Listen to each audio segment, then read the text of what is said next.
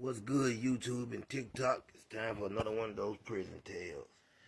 I'm gonna give y'all ladies, you know what I'm saying? I'm gonna give y'all ladies some real good advice, and I want y'all to really take this advice. Listen to what I'm gonna tell you.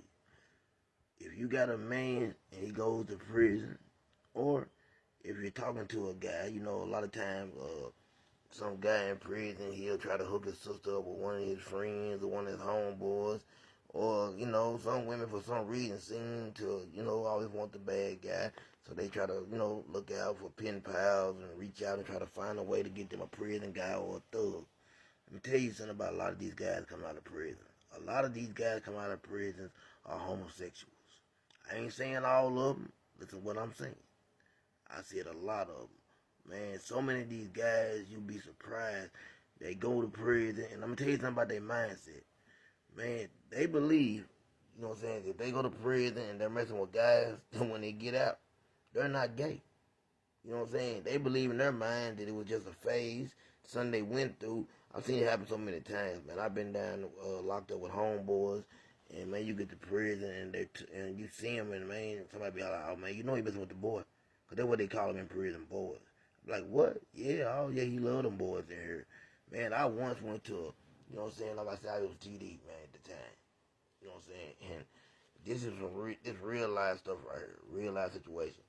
It was one of my G brother's birthday. So he tells me, man, come over, I'm having a party. I said, come to your room. He said, yeah, come on over, bro, I'm having a party. You know what I'm saying? I got plenty of food, you know what I'm saying? Cold drinks, whatever.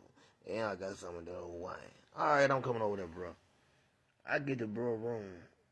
Bro got 3 punks in his room. You know what I'm saying? 3 punks. They got little shorts. They dancing around.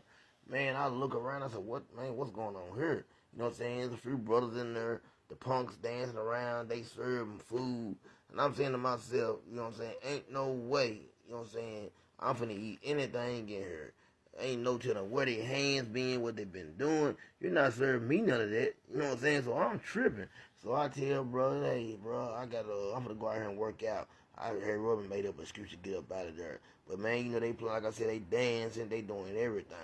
And man, it's crazy in there like that. And I had homeboys though, real homeboys from where I'm from, man. You know what I'm saying? They were messing around with the boys in there. They were doing this, doing that. And when you know what I'm saying, we get out and I see them on the streets, man, they got a girl. They hugged up with the girl.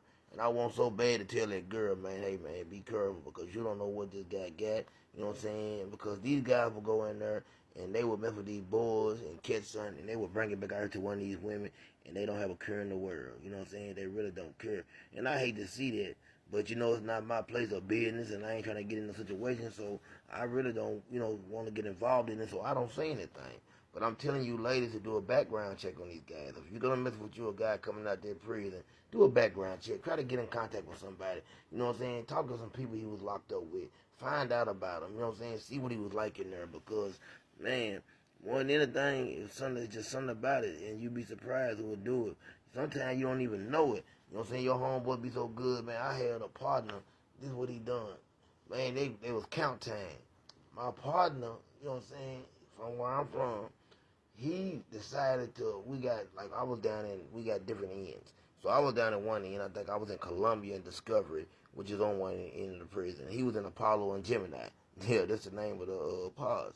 Apollo and Gemini is all the way on top of the hill. And you got to sneak through that gate to even get in Apollo and Gemini. But some kind of way he snuck in there with the boy or whatever. You know, he snuck in there and, man, he, they get to, it's count time. Some kind of way he don't make it back. So now the guards are doing count. You know what I'm saying? They locked down the whole prison because of him. The guards get to looking for him. You know what I'm saying? He's up under the boy bed. He's hiding up under the boy bed, literally. They bring him out with that camera on him, straight to the hole he went. You know what I'm saying? Man, this is the type of stuff that's going on in there. Then there's some sick individuals in prison too. There's another reason you do a background check. They got a thing called Jackals Row. Jackal Row is where these guys, man, they're flashes. They jack off on women anywhere, any place. They had one guy, man. He used to go in the gym and they had this guard in there. She was a real pretty woman. He would cut holes in his sweatpants, put his hands in his pocket, and jack off on the woman while she was, you know what I'm saying, watching her walk around the gym. They had another guy. he would go sit on the phone, act like he was talking on the phone with somebody, and have his hands in his pants, and he cut a hole in his pants and jack off while he's watching the guard, female guards walk around. This is the type of stuff these guys doing there, man. You got some real bandits in there. So what they would do on Jackal Road, they would put up, they would tint all their windows where literally the guards could see in, but they couldn't see out. You know what I'm saying? Because sometimes when the guards would come by to do count, man, they would be in their room butt naked on their bunk, you know what I'm saying, jacking off as the guard would go by. Telling you, man, you got some sick individuals in prison.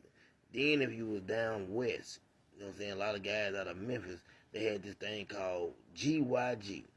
GYG stand for Guard Your Grill. What they would do was they would open their door up and, you know what I'm saying, have their door open and they would be watching the guard, which she would be in the guard shack way away, you know what I'm saying, could barely see her. But they would have their door wide open, jacking off on the guard. Man, you'll be surprised some of the things going on in prison.